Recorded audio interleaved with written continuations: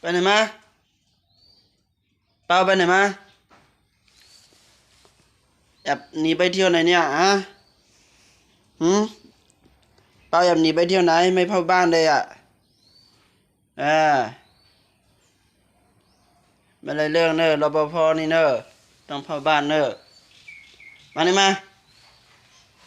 นี่เนาะมามานี่มานั่งลงนั่งลงขอมือหน่อยขอมือหน่อย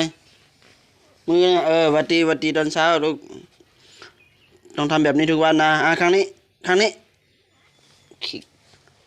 เนี่ยครั้งเนี้ยเอาไหมเอาละไม่ได้เรื่องเลยเว้ย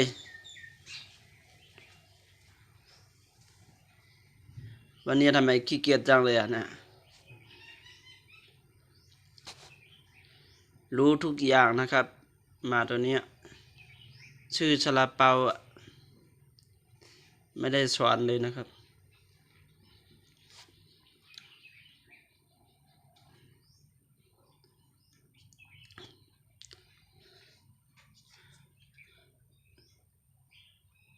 มันเป็นมาผสมพันธุ์บางแก้วนะครับ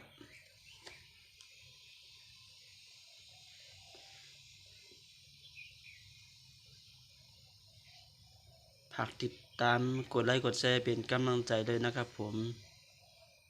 สวัสดีครับฝากกดไลค์ให้น้องซาลาเปาเลยนะครับ